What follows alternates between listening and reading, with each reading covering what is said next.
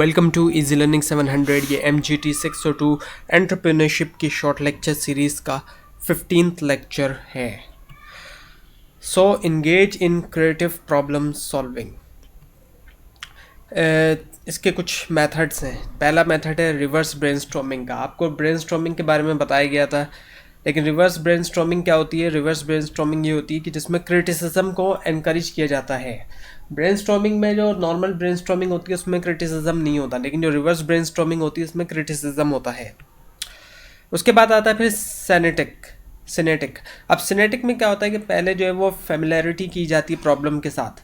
Generally तौर पे क्या होता है कि प्रॉब्लम से अनफेमिलैरिटी होती है, तो फेमिलैरिटी पैदा की जाती है प्रॉब्लम के साथ। फिर उसके बाद चार में से कोई एक एनोलॉजी मैकेनिज्म को यूज़ किया जाता है ताकि प्रॉब्लम को सॉल्व किया जा सके। जैसे पर्सनल है, डायरेक्ट है यानी डायरेक्ट थिंकिंग है, सिंबॉलिक में सिंबल्स बनाए जाते हैं, और फैंटेसी है यानी कि ख्याल या ख्वाब वगैरह।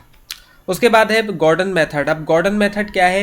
ये एक मेथड है जिसके ज़रिए नए आइडियाज़ को डेवलप किया जाता है कि जब इंडिविजुअल्स प्रॉब्लम से अनअवेयर हो, उनको पता ना हो प्रॉब्लम के बारे में, क्योंकि अगर प्रॉब्लम के बारे में पता होगा तो एग्जिस्टिंग उनके जहन में कोई ना कोई चीज़ आएगी।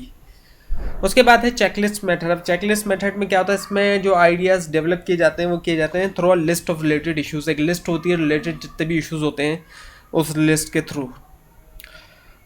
Now the free association. अब फ्री एसोसिएशन में क्या होता है कि जो कोई भी जहन में आ रहा होता है, माइंड में, उसको फ्रीली जो है वो वर्ड्स लिख लिए जाते हैं। इसमें सब कॉन्शियस का इस्तेमाल किया जाता है। एक तो कॉन्शियस चीज़ है जो हम देख रहे हैं, और एक होता है सब कॉन्शियस कि हमारे जहन में है लेकिन हमें पता नहीं कि हमारे जहन में ये चीज़ें मौजूद है। तो उसका इस्तेमाल करने के लिए जो जो वर्ड आ रहे होते हैं उनको फ्रीली लिख लिया जाता है, इसीलिए इसको फ्री एसोसिएशन कहते हैं। उसके बाद फोर्स्ड रिलेशनशिप। अब फोर्स्ड रिलेशनशिप में क्या होता है कि नई आइडियाज़ बनाए जाते हैं प्रोडक्ट के कॉम्बिनेशन बनाकर। उनके कॉम्बिनेशन को देखते हुए जो है वो नए आइडियाज़ डेवलप किए जाते हैं। उसके बाद आती है कलेक्टिव नोटबुक मेथड, जिसमें नोटबुक्स दे दी जाती हैं।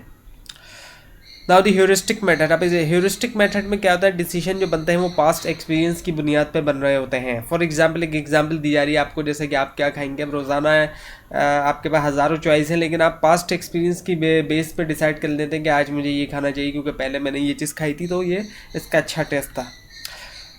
Now the scientific method. Scientific method में इंक्वायरी और टेस्टिंग जो है वो इन्वॉल्व होती है। और वैल्यू एनालिसिस क्या होता है? इसमें जो है वो वैल्यू को देखा जाता है। एट्रीब्यूट लिस्ट में जो है look at the positives and negatives, positives और नेगेटिव्स को देखा जाता है।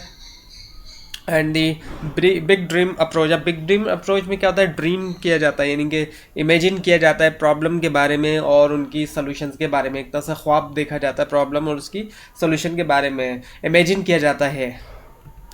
Now the product planning and development. अब इसके जो स्टेजेस हैं, पहला होता है आइडिया स्टेज। अब आइडिया स्टेज में क्या होता है कि आइडिया को जनरेट किया जाता है थिंकिंग के ज़रिए, सोच के ज़रिए आइडियाज़ जनरेट किए जाते हैं, जैसे ब्रेनस्टॉर्मिंग के ज़रिए।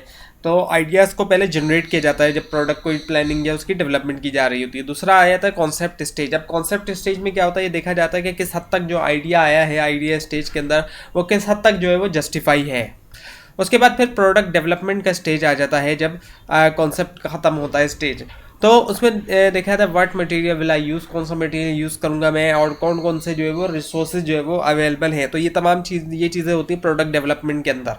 फिर उसके बाद टेस्ट मार्केटिंग स्टेज आता है। अब ये नाम से ही अंदाज़ा हो रहा है कि इसमें टेस्ट किया जाता है। तो टेस्ट करने के लिए रिस्पॉन्स देखा जाता है, रिटेलर वगैरह का जो इस पर रिस्पॉन्स देखा जाता है, तो एक टेस्ट किया जा रहा होता है इसके अंदर।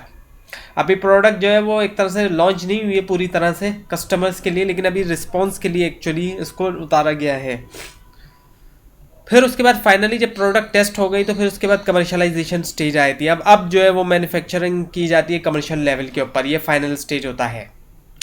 Now the checklist for website design. अब एक वेबसाइट डिज़ाइन के लिए आपको चेकलिस्ट बताई जा रही है। एक ई कॉमर्स वेबसाइट है, ई कॉमर्स से मुराद ऑनलाइन सेलिंग की एक वेबसाइट है, तो उसकी चेकलिस्ट। पहली चीज़ जो है वो क्या है? उसका प्रोफेशनल आउटलुक होना। दूसरी चीज़ क्रेडिबिलिटी यानी ट्रस्टवर्थीनेस।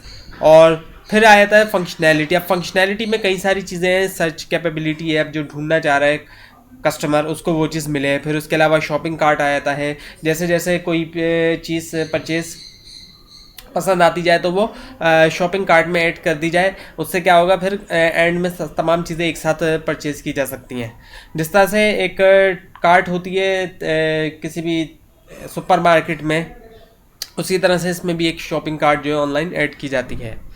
उसके अलावा सिक्योर सर्वर कनेक्शन होना चाहिए और क्रेडिट कार्ड पेमेंट होना चाहिए। ऑनलाइन ज़ाहिर बात है पेमेंट सिस्टम भी होनी चाहिए। पाकिस्तान में तो कैश ऑन डिलीवरी भी कॉमन है, लेकिन एक ऑनलाइन पेमेंट सिस्टम भी इसके अंदर होना चाहिए।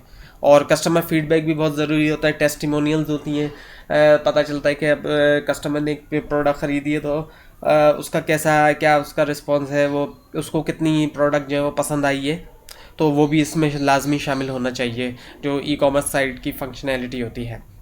नाउ दी करेक्टरिस्टिक्स, अगर करेक्टरिस्टिक्स की बात करें तो स्पीड होनी चाहिए, क्योंकि स्पीड अगर नहीं होगी तो कोई भी कस्टमर जो है वो परचेज़ नहीं करना चाहेगा ऐसी वेबसाइट से, और उसको काफ़ी प्रॉब्लम आएगी। अगर वो ख़रीदना भी चाहता है तो उसको काफ़ी प्रॉब्लम आएगी। और हमारे यहाँ तो वैसे भी जिस हद तक इंटरनेट स्लो है तो स्पीड बहुत मैटर करती है। उसके अलावा ईज़ ऑफ यूज़ हो, ऐसी नहीं हो कि वेबसाइट बहुत मुश्किल किस्म की बना दी गई है जो एक आम शख्स समझ ही नहीं सकता। आप कोई हर कोई आईटी का तो एक्सपर्ट नहीं होता या ई कॉमर्स का एक्सपर्ट कि वो वेबसाइट की टेक्निकलिटीज़ को समझ सके, तो इजी इसका यूज़ बनाया जाए।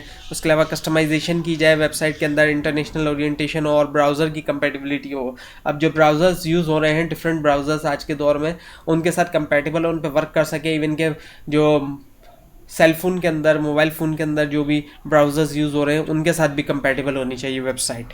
तो ये था आज का लेसन। आपको अगर कोई कन्फ्यूजन है तो नीचे कमेंट ज़रूर कीजिए और इस पूरी सीरीज़ को देखने के लिए इस चैनल को सब्सक्राइब कीजिए। Thanks for watching.